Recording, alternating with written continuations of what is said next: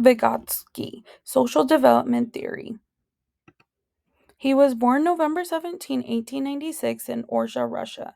He attended Moscow State University with a degree in law in 1917. Studied a range of topics while in university. His formal work in psychology did not begin until 1924. Interests were often centered around issues of a child's development and education. His life was tragically cut short on June 11th, 1934, when he died of tuberculosis at the age of 37.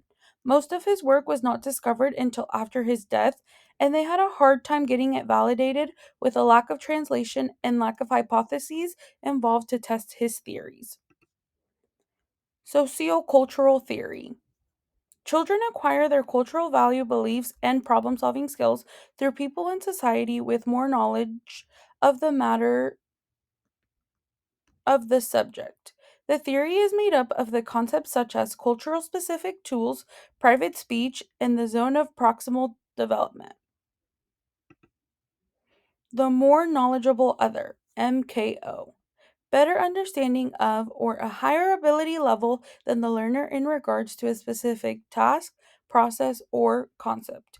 Usually you think of a teacher or adult, but that isn't always the case.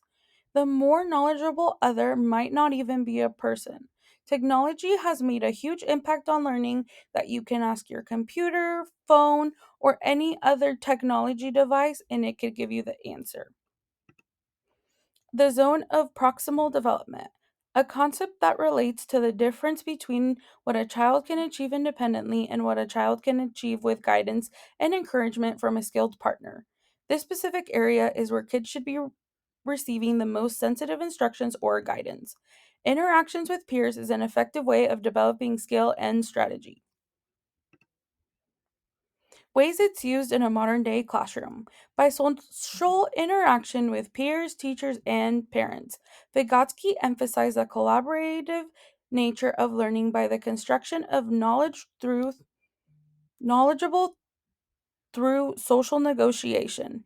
He believed everything is learned on two levels.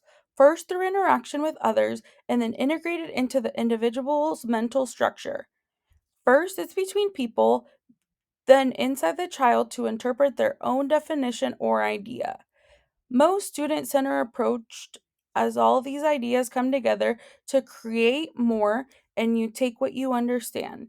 In the picture, there's a pairing of a less skilled child with a more knowledgeable classmate. Language. Language is man's greatest tool, according to Vygotsky. Ways to communicate to the outside world was crucial. Two crucial roles in cognitive development.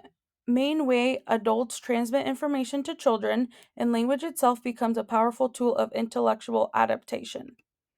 Forms of language. Social speech, which is external communication used to talk to others, typically forms at the age of 2.